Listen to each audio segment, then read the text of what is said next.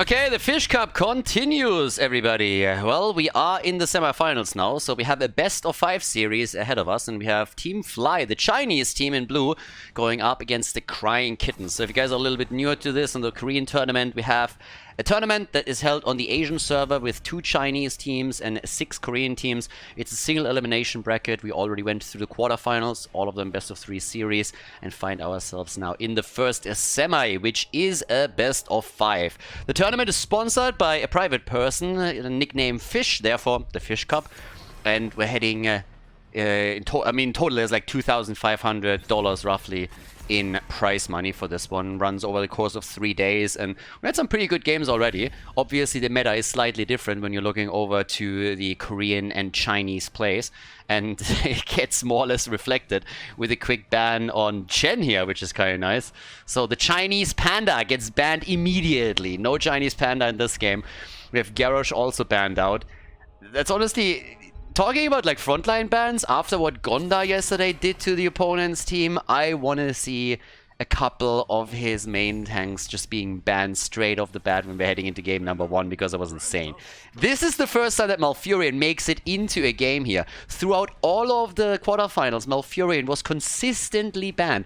And it's a bit surprising that here on Battlefield of Eternity, our first map in the series, Malfurion made it through, but he's an insta-pick. Honestly, they hate the guy.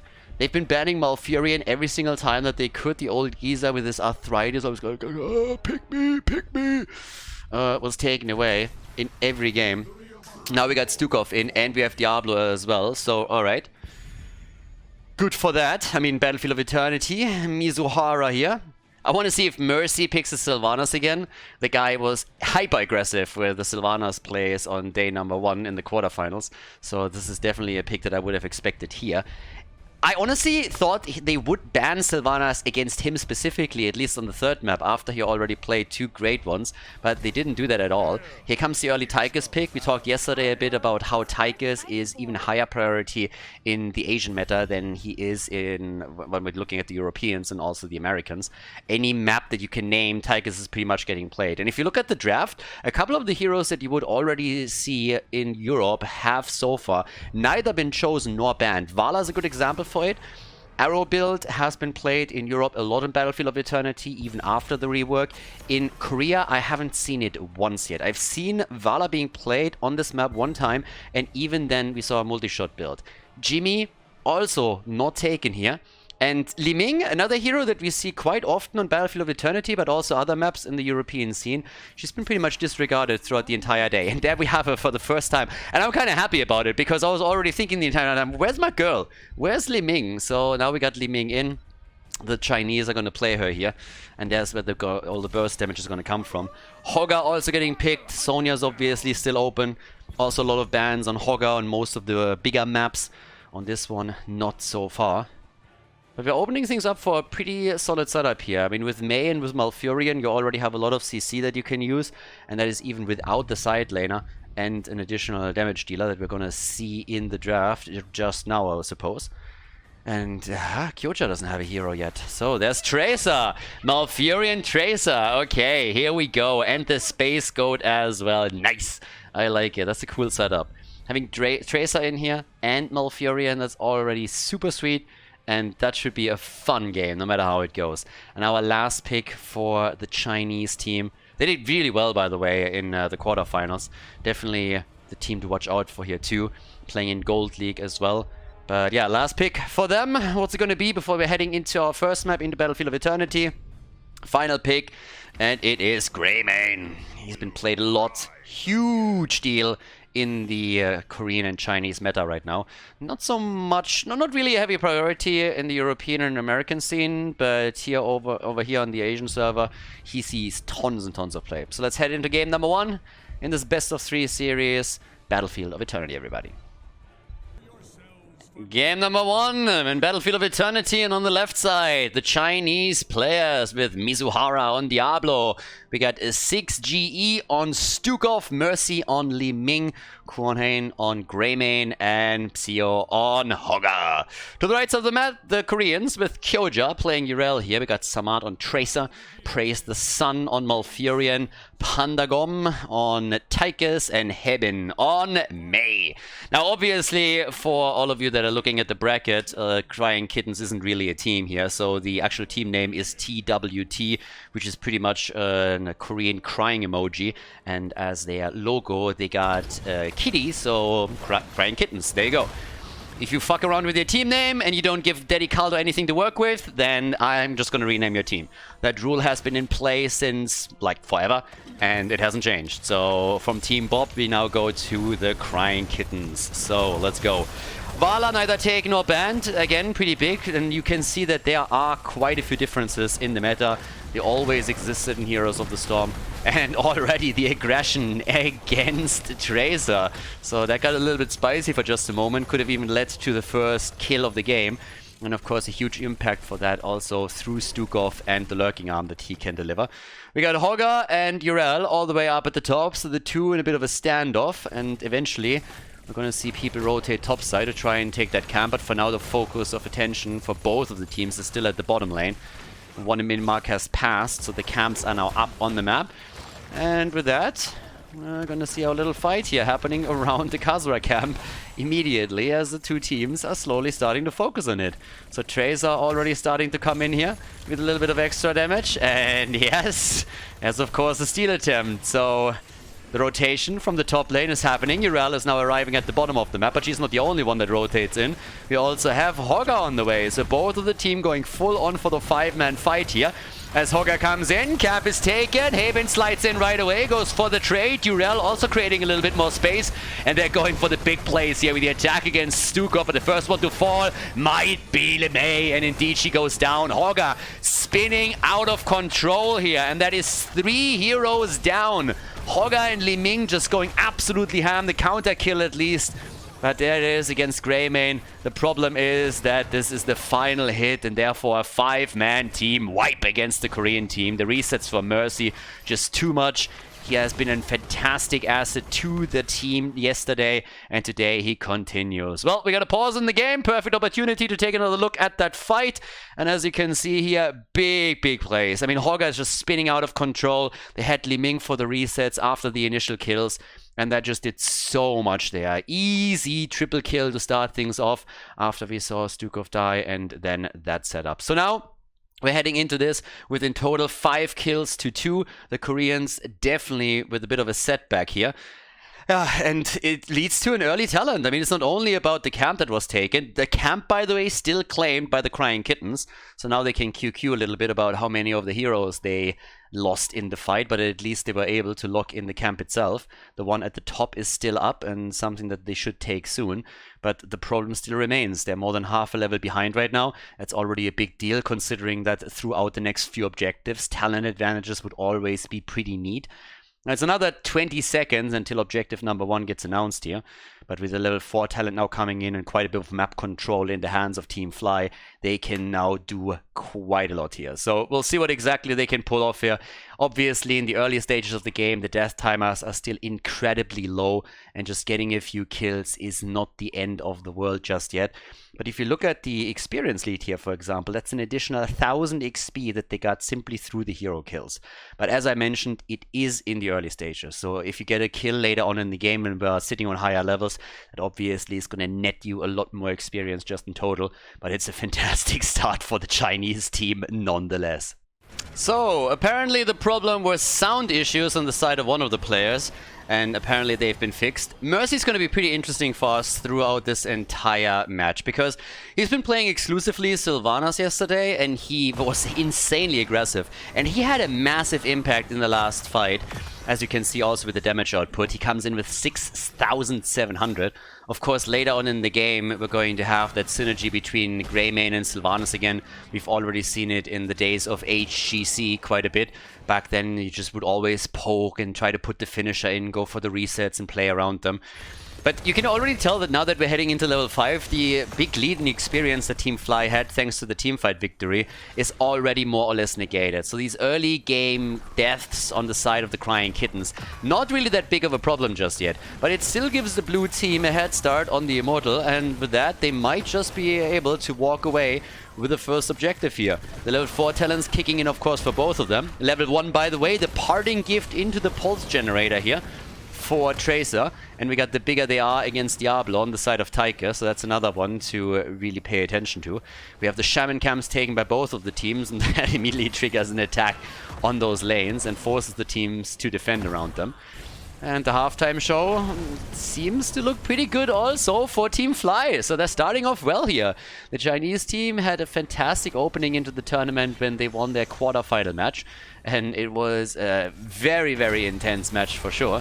But right now there's a chance to also maybe pass through the semis and head into the grand final. At least initially they started off well, but now Diablo goes down, gets completely bullied into an immortal stun, and that opens up an opportunity for the Crying Kittens to maybe, just maybe, defend their own immortal and take the opponents down. Yeah, Tigers is already at it. Tracer is moving in too, but with Greymane and Liming on the other side, this could quickly become a problem. So already 5 kills to 3 here, but the Immortal is very, very, very low. And they're trying to do what they can here. Greymane is already jumping in, needs to be very careful, gets locked down with a root and dies a painful death. The big bad wolf eliminated, but at least they were able to get the Immortal, so they get the objective. Diablo, he's back to business, but guess what? He's dying to the grenade to the face, and that is the end of Dibbles, and that equalizes the kills in the game. 5-5, the Immortal for the blue team. Big question is, of course, can they really capitalizing on this, yes or no? They're going to try to. Level 7 talents are available for both of the teams, so there's no talent advantage for either one. With level 7, we also have Calamity now, which is going to be a huge deal for Mercy on his Liming. And at the same time, we get the Holy Avenger and skating away. Plus, the grenade build gets, of course, continued. But that Immortal didn't do a whole lot. There's a gate that fell, and that's about it. So the towers and the gate are down, but not even a little bit of damage on the fort. Neither were they able to take the fountain down. There's not really a whole lot that they could do there. By now, both of the teams are just looking at the Kazuha camps again, so nobody is making any big moves. And with the blue team moving bot side, trying to get the action going here, we have up at the top a bit of counterplay. And this is pretty much the same amount of damage that Team Fly was able to do with the Immortal, and even more than that. So they break through the gate and they take the fountain down. Now, the Chinese team tries to respond in kind of at the bottom of the map and is going straight up for the towers, but they won't be able to take the fountain down, and that's where the sustain really comes from on the lane. The rotation forces them off as well, so now the camp is easily taken apart. And it feels like the Korean team is starting to find their stride a little bit more. Early game was definitely advantageous for Team Fly, the Chinese did well, but now it might be slowly shifting. Especially since the experience lead is also going over to the red team. So, yeah, nicely done. By the way, also, I told you already earlier, look at the difference in hero experience. Both killed 5 heroes, but the Crying Kittens have gone way more XP through those hero kills, because when they got them, the opponent was higher level, and therefore it counts a lot more. They log another one in as Greymane falls, 5 kills to 6. Pressure at the bottom of the map, at least through Mercy and Mizuhara, as both of them take not only the fountain down, but also start to damage the fort itself. And well, as we are having all of that pushing in, we got level 10 ready, and that triggers even more aggression of the Koreans. We got them here with the pulse rounds at this point. Pulse rounds therefore in, a little bit of an adjustment to what we're normally seeing here, at least on the European side. And the blue team still doesn't have their level 10. They need their heroic ability to make anything happen here, and they will get them soon, but the halftime show goes over to the Crying Kittens. Alright. Oh, can they steal that too? Yeah, yes they can. An Obama moment in game number 1 of the series. Go for the throat. Repulsion is in. The Horda pulled for Hogga, and Diablo with the lightning breath. Yeah, they're trying to go for it right here. And there's the attack. Maybe they can get a kill. Already the backline gets attacked too. There's Malfurion with the Tranquility right away. Bit of a lockdown attempt with the wall. And Li Ming is insanely low, gets healed again, but still needs to be careful. They're trying to defend with everything that they have, but Odin gets already popped by Tychus, and with another good root on the ground, Kyoja is jumping in immediately to put additional pressure on the Greymane and Li Ming. They're fully defending the choke point right now. But of course, time is running out slowly but steadily. Odin is still shelling away from the backline, gets damage in against the Immortal over and over again. A little bit here, a little bit there, and eventually the Immortal is going to fall unless Teamfly is able to grab a kill somewhere. And they're trying. They're trying to come in with a kill, but the combo of Li Ming misses. The trade saves Haben for another second, but Mei is down. Mei is dead. Mercy gets healed. Li Ming still alive. Insane. And trying with another combo against Yrel, who pops the ult and jumps in deep for more damage. Tracer also nibbling away at the hit point pool of the opponent's team, and he has the kill against Li Ming. Tracer gets popped too. A huge fight with Kyoja coming in for the attack again. The Horde are pulled as we have Hogger coming through for another quick kill, and that finally nets them a few more dead heroes, and therefore they can start the defense and the attack at the same time. Nicely done. The Chinese team with some serious action over here. Absolutely loving this. Intense back and forth, but it doesn't change the fact that the Immortal of Team Fly was already so low that the Korean team can easily move in and take it down. Now, at least it offered the blue team an opportunity to take the hit points down a little bit and reduce the size of the shield. Therefore, they've taken also the lead in kills once again. We are already 15 kills deep, and we haven't even hit the 10-minute mark just yet. But the Immortal down at the bottom of the map. And here comes the play straight for the wall. Of course, level 13 is on the agenda for both of the teams next. They're going for Stukov, and yeah, Stukov mistakes were made, baby. You are definitely in the wrong spot, my friend. Not sure what to tell you here. Stukov down, and Odin gets dropped right away. Panda Gom going full pirate on this one. Arrgh! Drops the Odin, hits the R button, and is able to take down the fort with the help of the Immortal and the team, and they're pushing this even further. Now that they have the level 13 talents, they can even go for the keep wall and try to damage that. Stukov is still missing for another 5 seconds. The side is getting protected by Kyoja. He makes sure there's no flank coming in. And boy, we have a game on our hands. I mean, 100%. They're coming in with even more damage. The keep itself is already getting damaged here. They won't be able to take it down, but that was a very, very successful first objective. I mean, damn son. First objective for the Crying Kittens, obviously. They had one earlier, but as mentioned, it did not do really a whole lot. So now with level 13 available on both sides, we got the virulent reaction. So Stukov again, super powerful here. We've seen this fight before, and we get the same again. Is the result going to be the same? That's the question, though. Mei comes in with the ice wall. Li Ming gets murdered. Mercy gets absolutely obliterated here. The camp is taken by the Chinese team, and they're trying to get the counter kill, and they get it. They're roasting the Space Goat, so that's some decent meat and cheese for the next burger barbecue. But we're also having everyone else on the red team on the retreat as they're trying to run away here. Nicely done by the team in blue. The Chinese, not only do they get the camp, but they are also able to get the kill against Yrel after they lost Li Ming initially. Nice back and forth. I really like it. A lot of action happening here. 41,000 damage on Tychus' side, and therefore he's the top damage dealer in the game. We got 32,000 for Hogger. Teams are now both focusing on camps first and foremost. But yeah, me likey. This is actually a really fun one. The only one that hasn't died yet is Hogger. Just saying. I mean, everybody else is just dying all over the place, and Hogger is the only one. The Fleabag always makes his way out of the fight somehow. So good for him. And now the shift towards the top, where they're trying to repeat the 5 versus 5 battle that happened a few seconds earlier at the bottom of the map.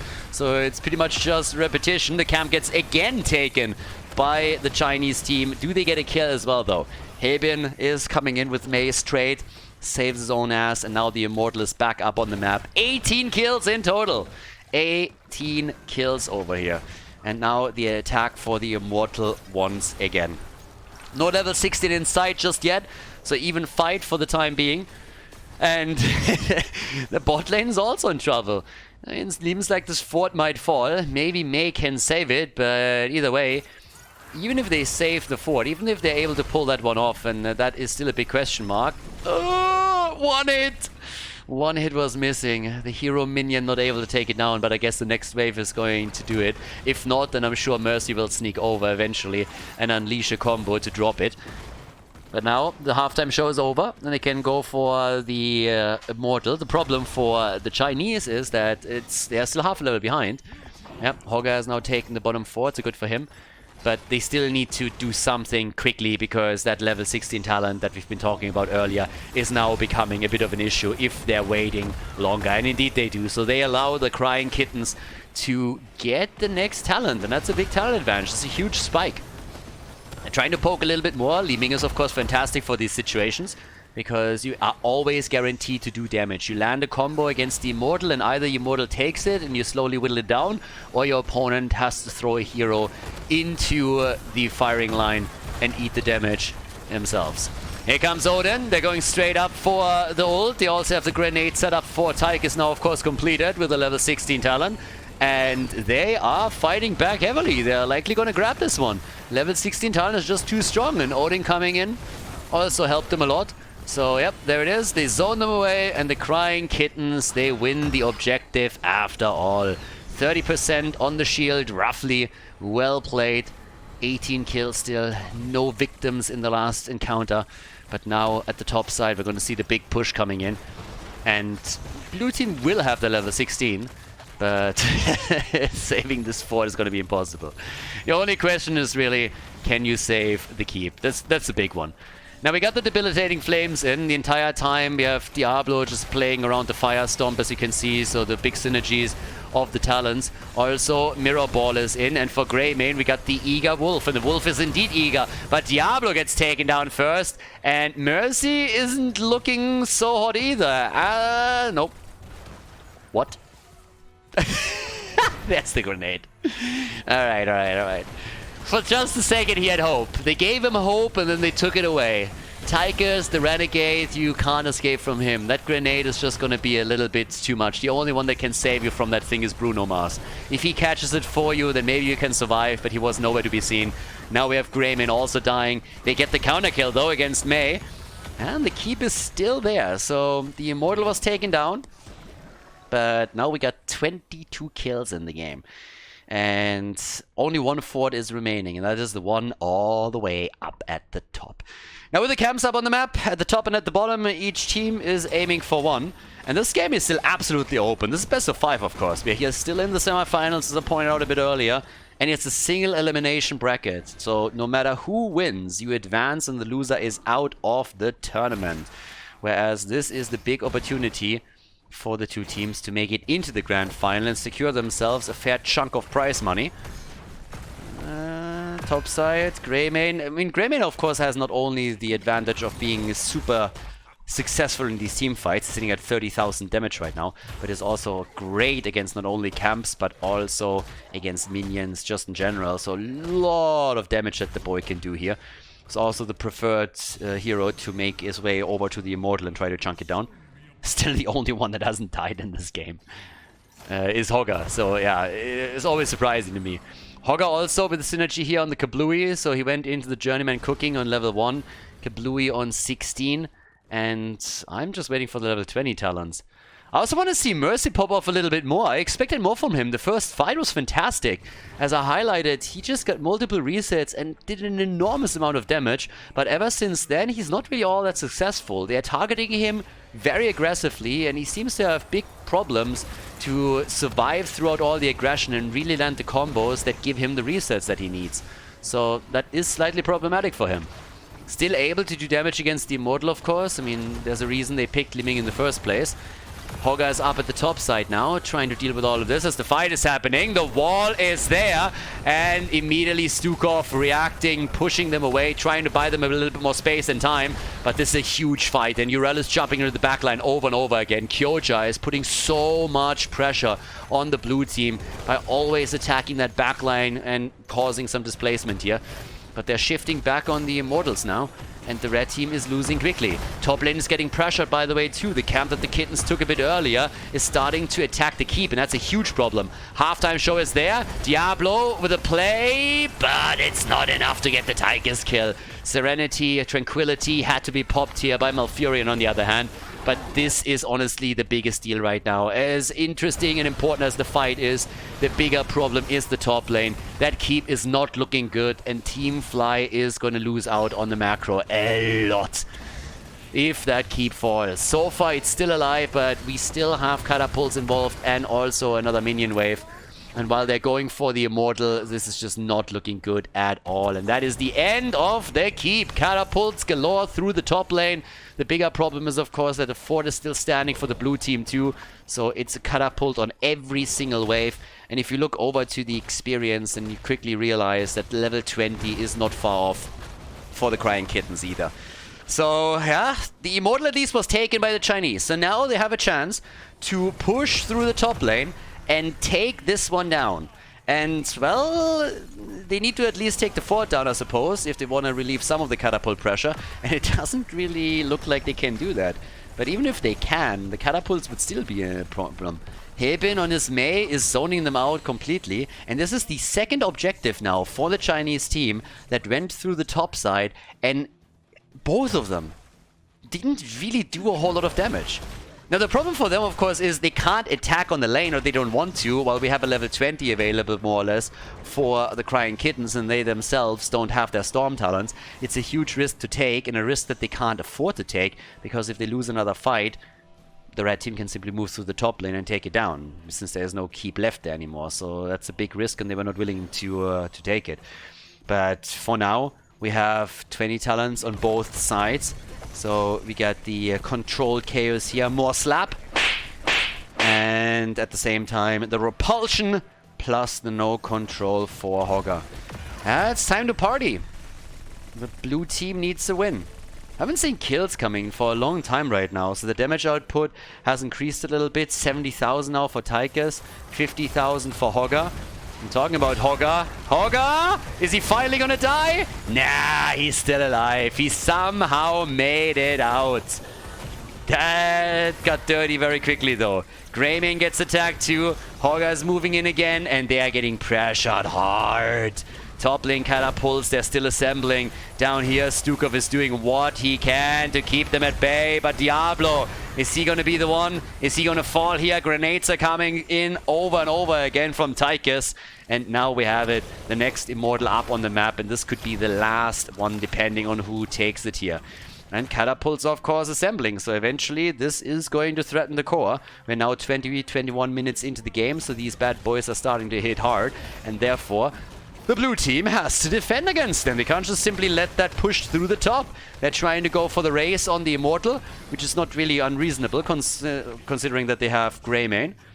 And, well, they take the lead, at least on the halftime show. But now they need to move towards the top, and that is going to give the Kittens a bit of an advantage as the immortal changes position. It's a defensive position, though, from the perspective of Team Fly, and they're trying to use that to their advantage right away. Already the backline damage against Greymane. He's in trouble. Tracer in particular is moving in. And here we go, the wall is in again, and Li Ming, the root after the wall, but it's not enough, or is it? Mercy is in trouble, and bam! There's Kyoja with the jump. Tracer already had her number 2. Li Ming is down, the end of Greymane. Both of the damage healers are gone, and another kill as Stukov falls, and they go for Diablo. Kill after kill after kill. The big plays here as they go for the immortal. First they get Greymane and Li Ming, then they focus on Stukov. They get him too, and Diablo, he's of course the final victim in that encounter. The immortal gets taken, and that's a big one. I guess they could have gone straight away for the core here. Diablo had at least the souls available. Hogger still hasn't died. Hogger still has not died. He's still the only one that hasn't fallen on the blue team side. But with the keep at the top gone and the team now moving through the bottom of the map, it seems a foregone conclusion that this is going to be a victory for the Crying Kittens. Nice effort, especially considering how rough the early game was for them after they lost every single hero in the first encounter between the two teams. Full-on 5-man wipe that started us off in favor of the Chinese, who are now on their last leg in game number 1, desperately trying to somehow save that core, and it's just not looking good. The keeps are all gone, catapults are pushing in even further, the shield on the core is already down and it's taking damage. We're looking at 16 kills to 10, and they want to go for more here. The Immortal is chunking it down, wielding a TNT truck and hitting the core blow by blow with that thing. That's the lead in the best of 5 for the Crying Kittens here at the semi-final of the Korean tournament. Before we head into game number 2, make sure that you subscribe to the channel if you haven't done it yet so you don't miss out on any future content here on Khaldor TV. Okay, we got game number 2 coming up. Aldrich Pass is the map, everyone. There were a few delays that we had to take in consideration here. I think on the Korean stream they had to fix some things. And I'm not really 100% certain if the sound issues that the Korean team had in game number 1 were really fixed, or if at some point they just said, okay, screw it, we have to play the map out and then we're going to deal with it later. But either way, we find ourselves in the draft for map number 2. The Koreans are in the lead now. We get Garrosh banned and we also have the ban on Lucio right away. Aldrich Pass is our map, and I want to see if we see some adjustments because of this. Yesterday, what surprised me is that none of the teams that we saw really put a focus on global play in any way. We had no Brightwing whatsoever. I approve, by the way, screw the Fruit Fly. But more importantly, we had no Falstad, there was no Dehaka play. I think we had one Deathwing, and that was on Battlefield of Eternity. So there's not really a whole lot going on when we're talking about global. And there are, of course, chances that this is going to change a little bit. Malfurion, by the way, gets banned immediately. I already talked a bit during the draft of game number 1 how that is a thing and is just happening all the time here. So I was very surprised that he made it into game number 1 in the first place. But there's also the Tychus pick. And as you can see, the priority on Tychus is just huge. Instantly picked on the number 1 position, not wasting any time with that. And yeah, Sylvanas, she gets banned. And gets banned, by the way, by the Korean team, so they're fully aware that the last time that Mercy played with Sylvanas and Aldrich Pass, he had a lot of side push aggression that really helped. There's Vala on the other hand, so we get our girl in. And we get Stukov together with that. And every single time that you see an early Stukov, when you come from the European side at least, you're thinking Anubarak, you're thinking Varian, you're thinking Killer Comp. Whereas over here in Korea, we've seen both of those heroes in combination with Stukov, but Stukov just in general is already a very high priority pick. Now, we talked about meta differences, obviously, yesterday a lot, and even today we mentioned a few. Another one that stands out is that Uther is completely disregarded here. So we have a much higher priority for Tychus, we have a much higher priority on Greymane. Uther is completely disregarded, we don't see him taken at all. And Jimmy also doesn't really see a whole lot of play. Zeratul in this case, I think that might be one of the first bans that we see on him. Sylvanas' priority is also a lot higher. Anna is now coming in and could provide the Nana boost here. But, well, let's see what the red team is going to lock in now. Because I want to see a little bit of what they were planning to do with that Stukov setup. D.Va on the side, first of all. And Saman is usually throwing in another damage dealer, but there's the Anubarak pick. So the Anubarak stun straight up, followed by a Lurking Arm on Stukov. And I would assume that for Samad, for the last pick, they're going to go for some extra burst damage on top of that. Greymane hasn't made it into the draft yet, which is, after the games that we've seen so far, a little bit surprising. Because on the meta, both the Chinese and the Korean teams, they really like their Greymane setups here. But we still have a couple of slots open. And there he is. Greymane gets taken. Mercy this time is going to play him. Hogger, by the way, has so far not seen anything in this game. Instead, we get Sonya as a pick. On the other side, of course, it's D.Va. So Hogger this time completely ignored. And there's Kerrigan. Nice! Alright, Kerrigan and Anubarak together with a Stukov as we're heading into game number 2. Now, the Koreans are in the lead. So the Crying Kittens, Team TWT, did fairly well. And we'll find out if they can lock in a second victory on Aldrich Pass or if the Chinese are coming back here. Game number 2, everybody. Aldrich Pass at our Korean tournament.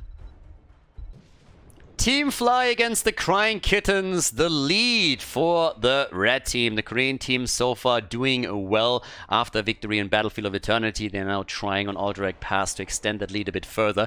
It's a best of 5 series. We're in the semifinal, and on the left side, the blue team with Mercy on Greymane, Kuonana on Tychus, Mizuhara on Diablo. We got 9G on Ana and Psio on Sonya.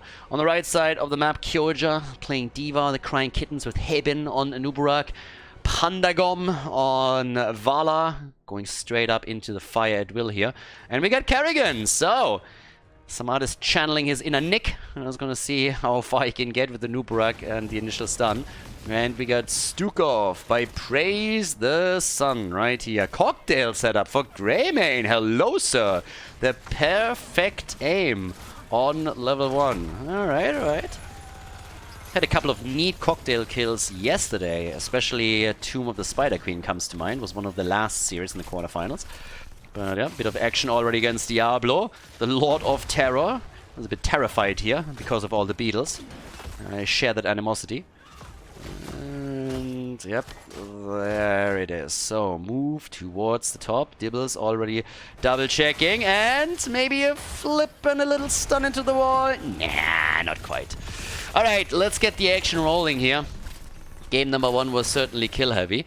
Interestingly enough, the blue team not right away going for that camp. I mean, even in the amateur scene, I've been well, not really complaining, but I've been harping over and over on how important this camp is, since it's one of the only camps on the map, ignoring the boss camps for just a second. So a bit of a late rotation here on the side of the blue team, but they're coming in for it eventually. And with Greymane, they can of course also easily take it down. He's just an absolute monster in Worgen form when he's starting to take it, and yeah, they get it still in a reasonable time frame. If they initially didn't even make a move over for it, I was for a moment a bit worried that they are just disregarding it completely. And kind of interested too, because if they have some kind of setup where they're saying, yeah, we don't need that camp, I definitely want to know about it. Now Mizuhara, he's in trouble, and yeah, Dibbles is down. Gets crushed quickly. Multi-shot build gets continued. The bed of barbs is in.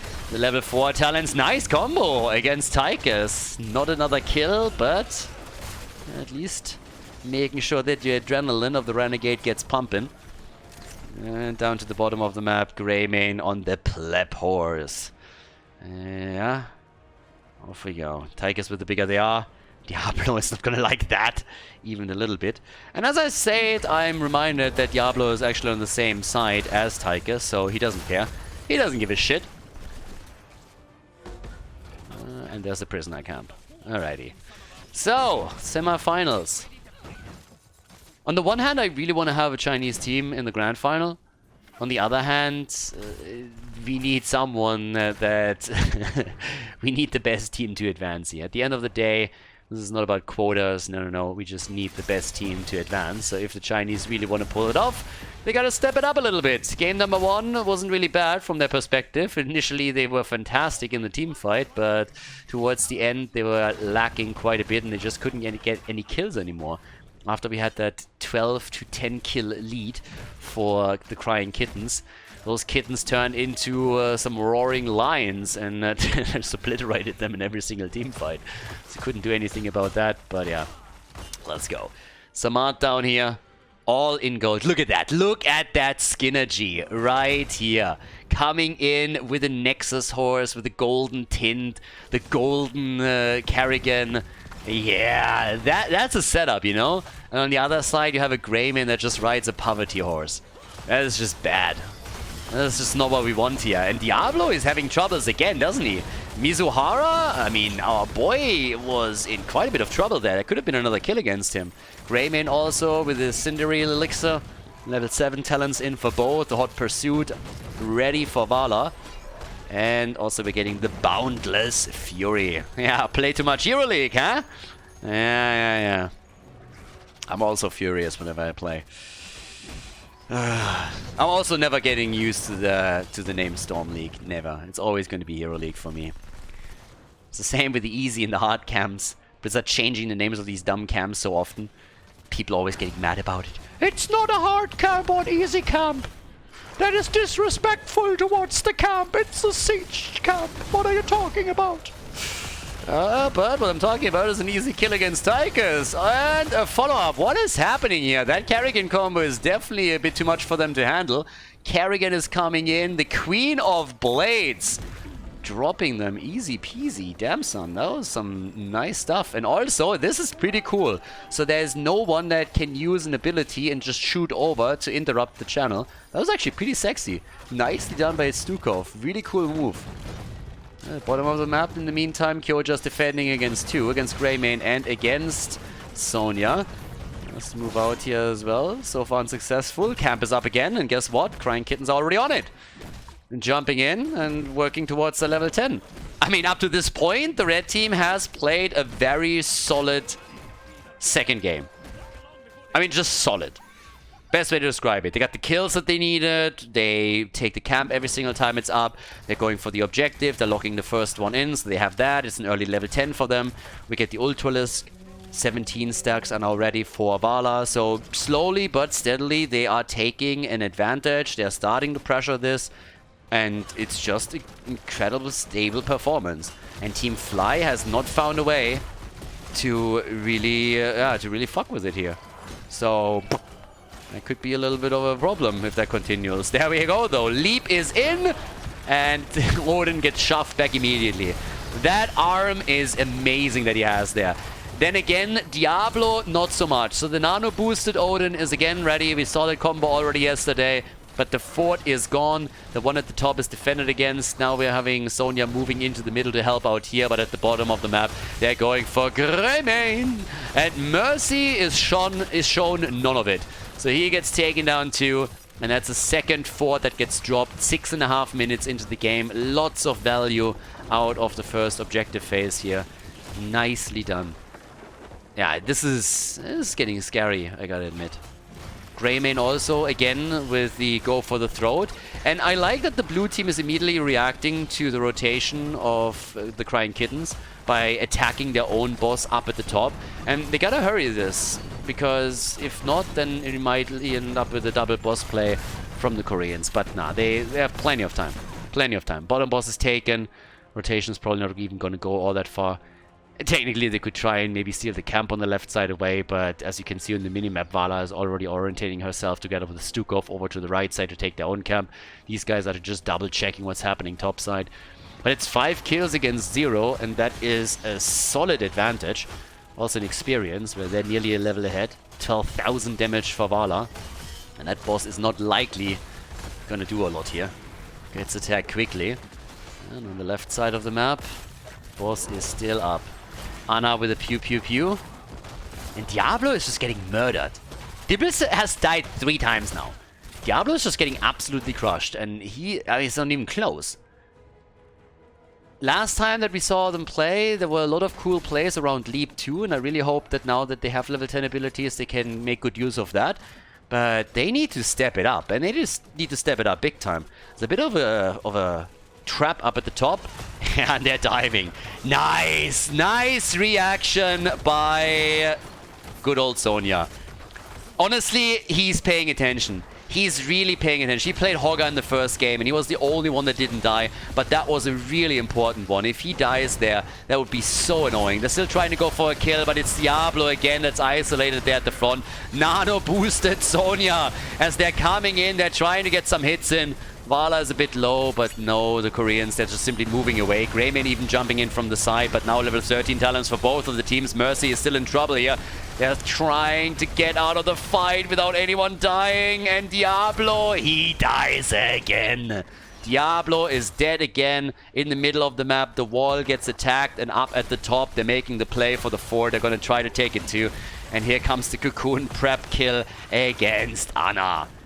Now, I gotta admit that for me, one of the most impressive things was just like the play of Sonya. We're gonna take another look at that. So, Sonya at the top side, just have a little bit of a look. He's playing it super safe, and they still decide to go for it. And he immediately jumps out. He doesn't even hesitate for a second. Immediately uses the ult to move out there. Now, the fight turned against them anyways. The Crying Kittens followed up on this, and they got the top fort now. But you gotta give some credit to Sonya, because she knew perfectly that she was in danger.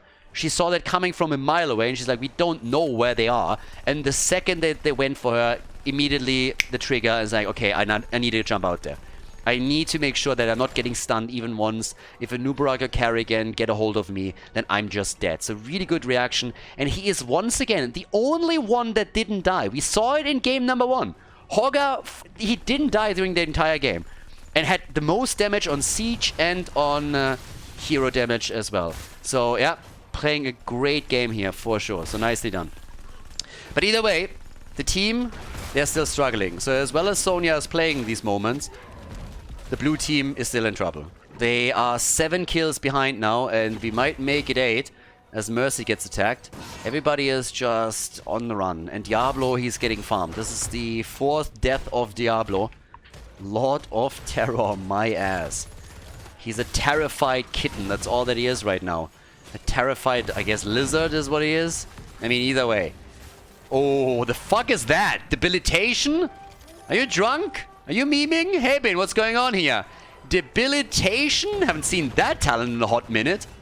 I mean, the last one that was trying to get some value out of that talent was Caterpillar. He played it a little bit and very quickly decided it's garbage. Oh, that lead didn't hit jack shit. So yeah, that wasn't a hit. And instead, the immediate follow-up, and Sonya might pay the price. Yeah, that's a kill.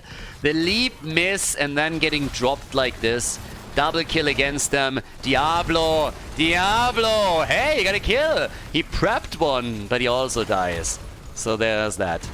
Either way, 17 on the board. That's a 2-level lead and a talent advantage. And boy, is Team Fly getting wrecked. The Crying Kittens, they prepared for the day. They bought a bunch of fly swatters and they're just taking them down.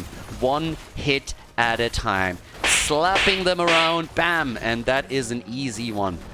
I mean, Anubarak, he had a word for this. He has a perfect line to describe games like this. Kinky. It's definitely kinky. I can see a couple of people getting off just watching this game because Crying Kittens, they're just playing this to perfection. There's a single kill against them, but even that kill, I mean, I don't want to say anything, but even that kill isn't probably real. Anubarak is the only one. So, yeah. Down to the bottom of the map. Another push. One keep is already down. They're going for the next one. And are they going to stop this? There's at least Odin being popped. They're going for all the plays here, but I don't see this keep surviving. And it's not only that keep, at the top it's even worse. Top keep is also in trouble, so there's everything that's getting pressure. Chrysalis is already being used here, and they're coming in again for the combo, and that's the end of Sonya. Sonya's down. Diablo, do I even have to mention it anymore? He is not making it in this game. No. He's maybe going to make it to the double digits, but that's all that there is to it. Greymane is dead as well. Now they can go for the core. Vala is down, though. Vala is eliminated. Top keep has not fallen, but they want to end it right here. It's only Ana and Tychus that are still in play. 32 stacks for Vala is not a whole lot, but I think they're not going to make it just now. They're actually moving away and instead are going for the top keep, just removing the 3rd armor shield and just saying, okay, guys, we can take this one later. We need to get our girl back in action, and then we can make the play here. But for Team Fly, yeah, it's not really going all that well. Diablo on 6 deaths. Mizuhara is getting murdered in this game. Absolutely murdered. He's the punching ball of this one. And the boss at the top is now about to be taken. I like that the blue team knows what's coming though, so they're moving in for it. And yep, the Koreans, they're abandoning the idea. They thought they could get this one for free. It's not the case. Diablo. I mean, he gets an A for effort, don't get me wrong. Every single fight, he's at least charging back in, so he's undeterred. Great leap this time. And they're trying to get the kill against Carrigan. Might get it. Cocoon was perfect, but there's the kill. Carrigan is down just as Vala comes back, but she gets the kill against Greymane. They're following up with a potential kill on Sonya, but instead it's Vala that dies. Vala just came back in the fight, and now she's dead. She came, she saw, and she died. Or as you would say in Latin, Veni Vidi Vici. Yeah, 2 kills against the red team. And all of a sudden, the blue team, I mean, I want to say they have some momentum. I want to say that they have a chance here. But then I look at the minimap, and there's not a single fort that has been destroyed by Team Fly, whereas we have the core getting attacked consistently as all of the lanes are pushing in here. And I don't know, but it is doubtful that the blue team is coming back into this. Very doubtful. Now, maybe with an incredible miracle they can make a comeback here, but I don't see it happen, especially since the objective is now pressuring them even further, so they have to pull the heroes from the lanes. We're just going to allow the lanes to push even further. Here's the push towards the top. Yeah, they want to try and go for the next kill here. Keep in mind, Karrigan and Vala aren't here. I don't even know why they're fighting. They're going full YOLO on this one now. Cocoon is already out. Greymane is starting to make his move in. But, yep, there we go. Karrigan. Can Karrigan carry again? She's trying. Has to pop the Chrysalis, though, as she gets attacked in focus. And talking about focus, there's the kill against D.Va. But Vada reacting right away with another kill. And she doesn't get only one, she gets two. Greymane and Sonya are both dead. And topside, yeah, that fort is probably gonna fall, but we still have the lanes being pressured, and Nubarak is saying like, nah, I'm going for objectives. This isn't League of Legends, motherfuckers. I'm going for the objective right here. I heard that's important. Mizuhara also rotating away, and yeah, they're just gonna get played to the wall now. There's the level 20s coming in for Team Fly, but that's not gonna save them any longer. Nah, the objective is coming in, the boss at the top. He has one job and he's still trying to go for it, but I think the core is going to fall before we see anything else happen. And that's that. That's a 2-0 lead, everybody. 2-0 lead for the Crying Kittens against Team Fly as the Koreans take down the Chinese in game number 2 on All Direct Pass.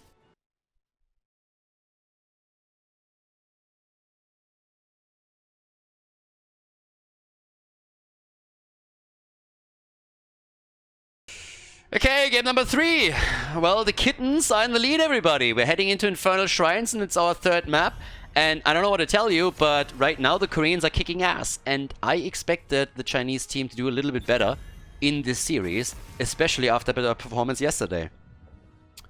One of the things that I want to highlight right from the get-go is it feels to me that Mercy is getting targeted a little bit.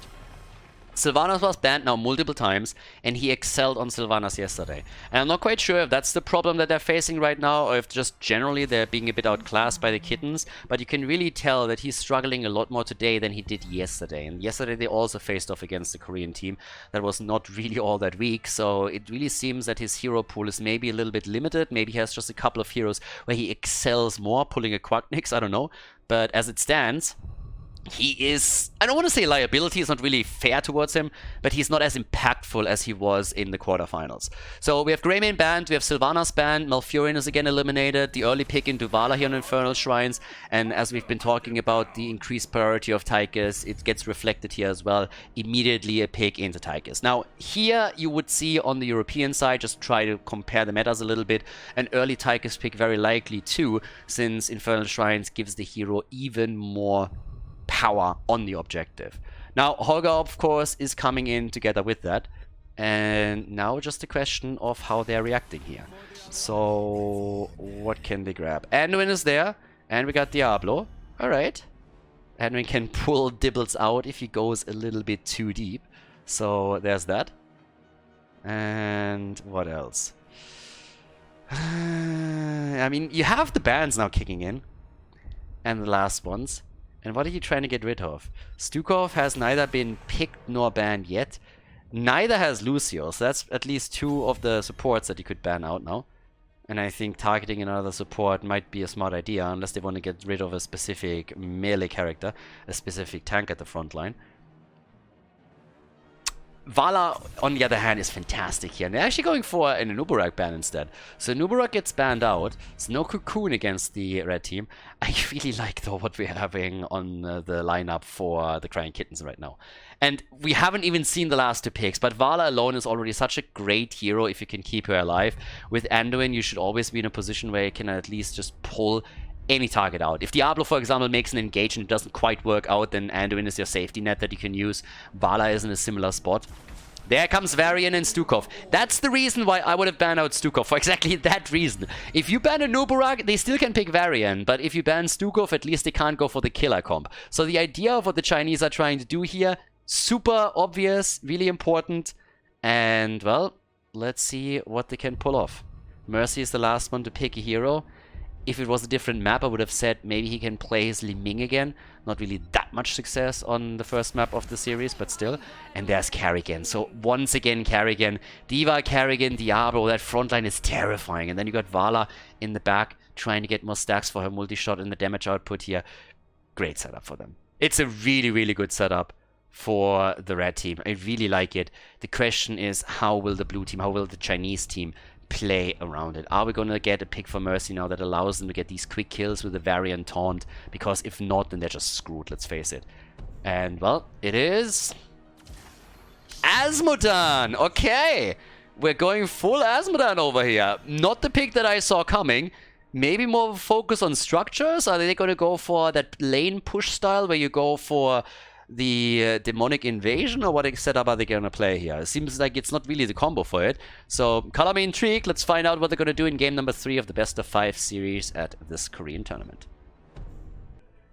Third game of the series, and I'm not gonna lie to you, it could be the last one. We have Team Fly against the Crying Kittens, and up to this point at least, Team Fly couldn't find any kind of like opening that they could exploit and take the kittens down. They didn't even pressure them properly. So now we are in a situation where they somehow have to use Azmodan maybe as a side lane pusher to get some pressure to help them to just turn this around, and hopefully for them and for all the Chinese fans that are watching this to just simply turn the game around and go for the reverse sweep.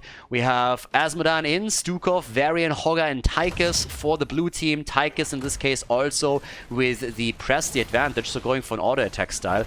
Kyoja on D.Va, we have Vala, Diablo, Anduin and Carrigan for the Korean team as we're heading into this third map of the series. And yep, there it is.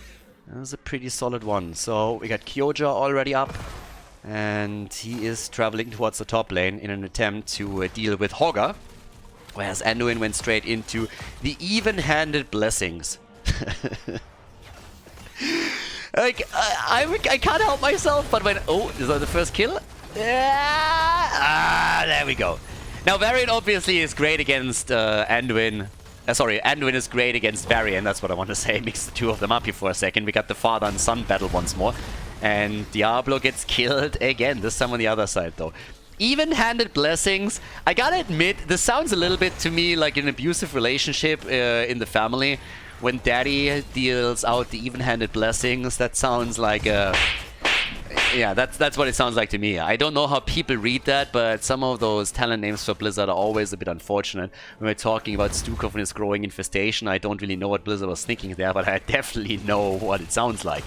But anyways, Diablo goes down, and we have now, Azmodan getting his stacks together. Went on level 1 straight into the Gluttony. And we all know that he's a bit of a glutton. I mean, he is a fatty, let's just be honest here. He has thick bones, heavy bones, or whatever excuse they go for here. So this guy definitely needs to buy himself like a proper road bike and get a bit of cardio in. The problem that he has is that his hitbox is so massive that if you have anyone that tries to body block him, you don't even have to try. It's just a side effect of being close to him. You're body blocking him into oblivion. That's why he can throw that orb such a big distance, and he needs to stay away from the opponent's team as much as he can. We even have a Master Assassin pick once again, and I gotta admit that normally I'm not really a fan of that talent pick, but we saw it completed yesterday, and given how many deaths and kills we had in the last 2 games, I can totally understand why that was taken. Now, the problem for Team Fly is that you don't get a stack when one of your teammates dies. That's the problem. So you gotta actually get some kills, but it helps you with the additional attack speed on Tychus. For Odin, it's kind of neat. So that's one of the things that they're going to try and do here. We got on level 4 now also the Battleborn, and it's the first objective of the map that we're of course gonna focus on for now. Yeah, top side. This is a nice timing here too, because thanks to the double tower here, this is gonna be taken down easily, and then the push is happening in favor of the Crying Kittens. So really, really nice timing from the Korean team. I absolutely love this. That top lane is gonna be a problem for Team Fly, depending on how long that fight lasts. But for now, they also take the lead. So the red team looking a bit better here. Kerrigan, of course, hoping for an opening. And Diablo is already shocking around in the back. Smelling blood in the water here. Trying to go for the flea bag, but not able to take him down. Instead, the taunt against Dibbles. And as the follow-up from Stukov, they create some space easily with D.Va, though, and force the blue team back. So a couple of nice plays already being made here. And as I pointed out earlier, this is going to become an issue. So that's going to be some serious damage topside. And down here, the Mortar Punisher has now also been locked in. So all in all, no kills for the red team, but still a solid performance there. 12 stacks coming together for Vala in the early fight. And there's the hot pursuit. Hogga is by now top. And that means that everybody else down here is focusing on the first fort of the game. Trying to take this one down. Anduin with a desperate prayer. But first of all, no! That's a kill against Varian. Daddy is down. Varian is already eliminated. And that's the first problem, because there's the second. Another kill against Mercy. And yeah, that's a double kill. And it's a pretty important one too. So they got the fort, they got the double kill. Now they got some momentum here. The Crying Kittens, they just stepped it up massively. And if you think a little bit about how yesterday's games went, for a long time it looked like they wouldn't even be here. It really felt like they would not have a chance to make it into the semifinals in the first place. And now they're coming out just dropping Team Fly. A lot of stacks for Asmodan at least, so he's sitting now on 136 on his level 1 in the baseline. We have him with the Art of Chaos on level 7. But I still want to see what he can actually contribute here in the long run. Because right now, it's just a very aggressive lineup that the red team is playing, a little bit similar to what they showcased on All Direct Pass, where they found great success with it.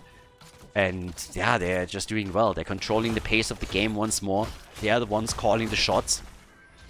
The blue team is pretty much only reacting to what's going on here. The taunt, I mean, don't get me wrong, A for effort, but you need to do a little bit more than that. And yeah, that's how you don't do it. That was a bit ruthless. That was a bit nasty. Varian is like super motivated. He comes in and is like taunting them. And then this happens. So yeah, easy hits, easy kills, as you can see.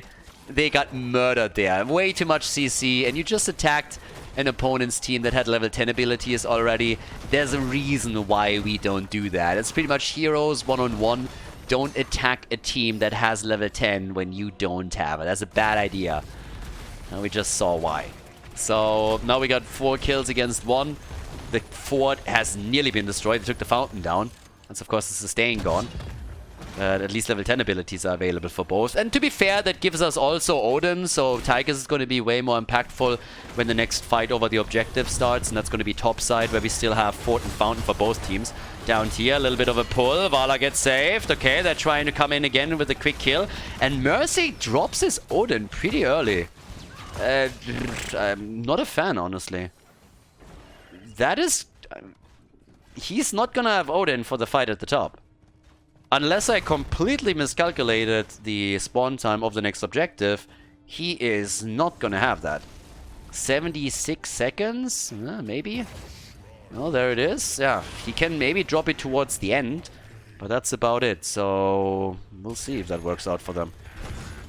Now, Asmodan is at least stacking. He's nearly done with the level 1 quest, and is of course continuing to work on the baseline, with him also having access to the Tide of Sin. He can do a bit more out of that, outside of that. But that objective at the top is going to be a bit important. I mean, yeah, you need to do something here. Asmodan with the 10,000 damage is the highest damage output in the game for the blue team. 15k for Vala, and our girl is of course stacking too. Needs to stay away from Varian so that he can't taunt her. I mean, what is Varian gonna say to Vala to taunt her? She's fucking perfect. Like, she is amazing. Yeah, don't insult my girl. There's just no way that he can taunt Vala. That's just not happening. As you can see, Anduin with the save, and now Varian. Can they take him down? They're trying. It's the full-on bully train as they're going for Varian here with everything they have, and they take him down. Varian is dead. Stukov is dead. Tigers is dead. It's a disaster.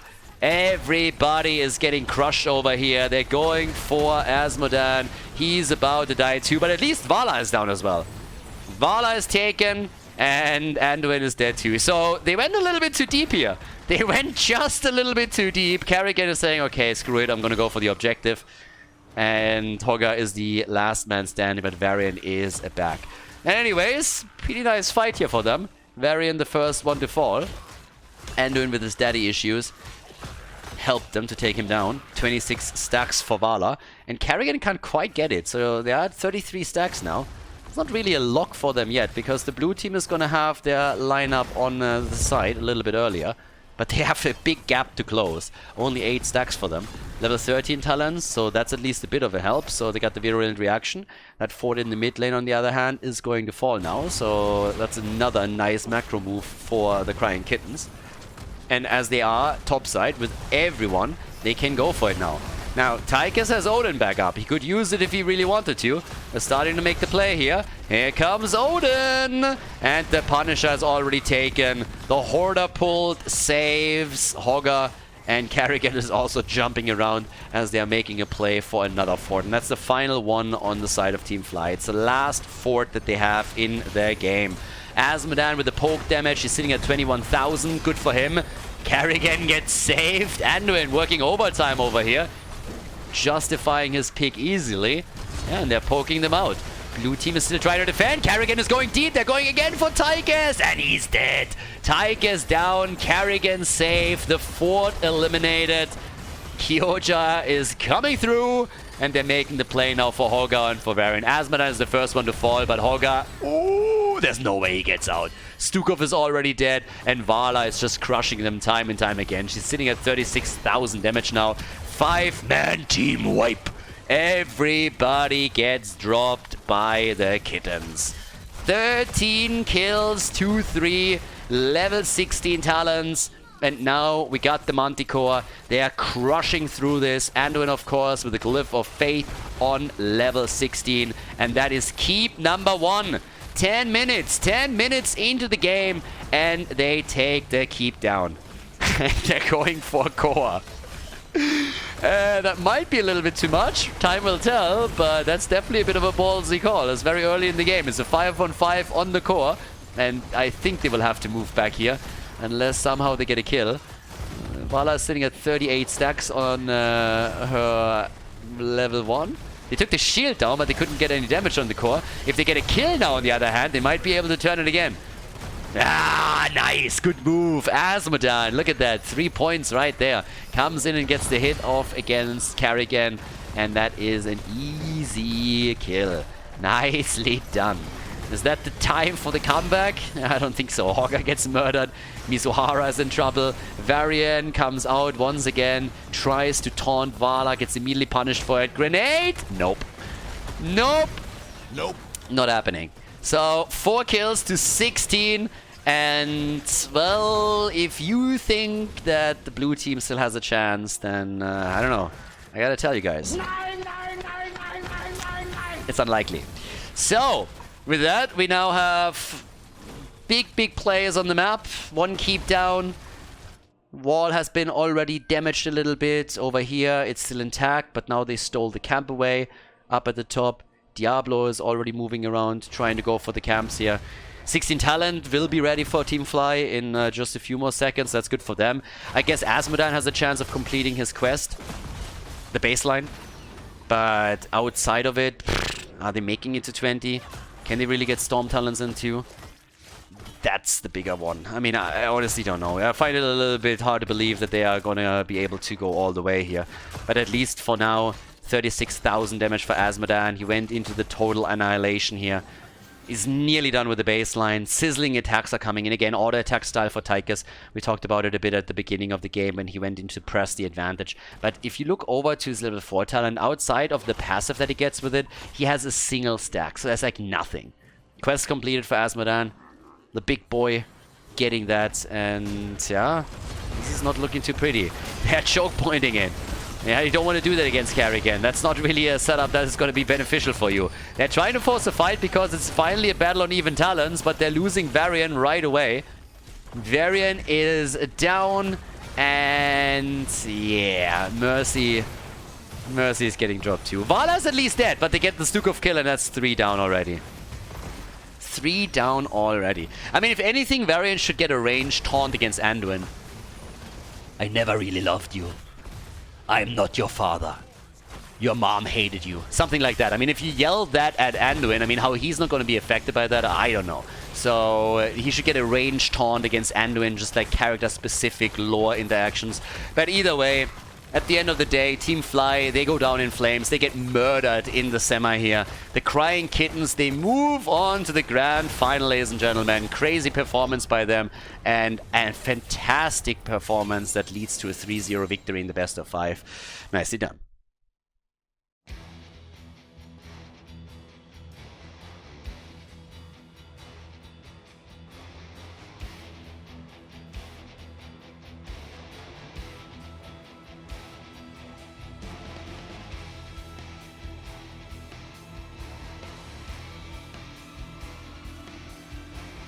Thank you everybody for watching the video today. I hope that you enjoyed the show and the commentary. And keep in mind that the spoiler protection that is going to run for the rest of the video is made possible by all the support on patreon.com. So guys, if you want to support my work, if you want to help me start new projects and keep the spoiler protection in place, please consider heading over to patreon.com/Khaldor. There's also a link in the YouTube description, and check that out. Thanks in advance, and see you guys next time with more esports coverage here on Khaldor TV. Have a great day.